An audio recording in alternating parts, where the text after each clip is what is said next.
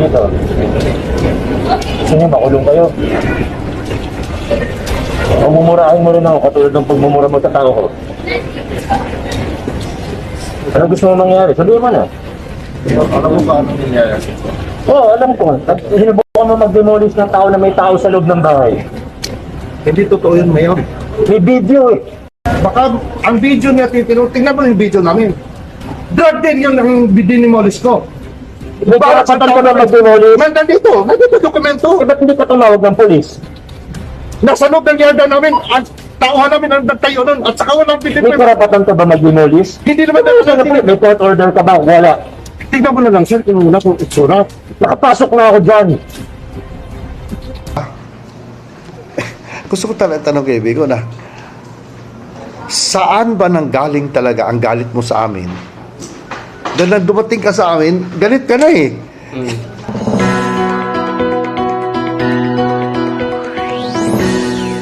Sinabi ni Mr. Lau, hindi siya napagbigyan na ipaliwanag upang mailinaw ang maling impormasyon na nakarating kay Mayor Vico. Kasi, na-video namin sila lahat ngayon, may dala silang kami ang i-demolish nila sa totoo lang. Pero ang nakakarating kay Vico, kami ang magdi-demolish.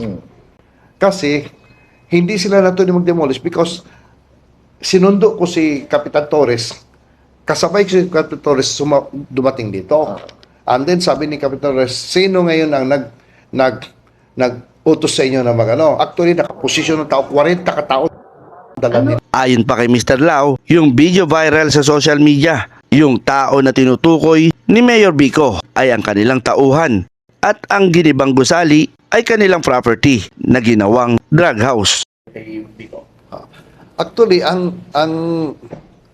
yung tao na yon nagiging witness, biktima ko raw, sa totoo lang, tauhan namin yon, nagtrabaho din sa amin, although squatter din sila, pero may payroll kami dito, more than 1 year sa amin nagtatrabaho yun. At siya talaga nagbebenta ng drug sa loob ng kumpanya namin. At siya yung nagtayo ng drug din na yun, using our materials. Okay.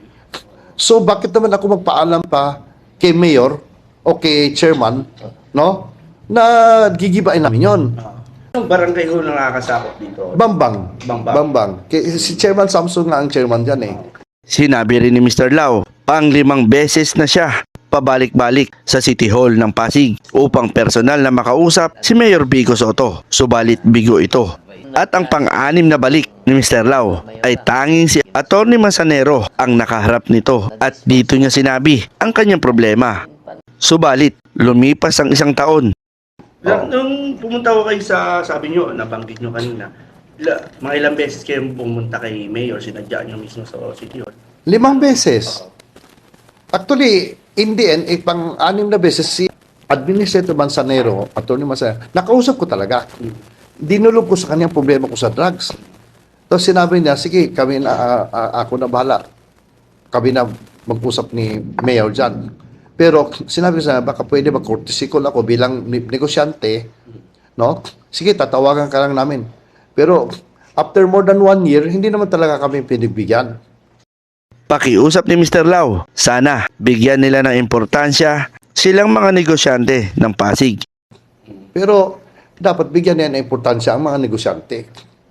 Hindi lang basta-basta na lang babanatan nila kami ng ano-ano mga paparatang. Nang aking tanungin si Mr. Lau kung may pagkakataon pa ba magkaayos pa sila ni Mayor Vico Soto, ito ang kanyang sinabi. Pero posible ba kayong magkaayos pa? Para sa akin, alam mo,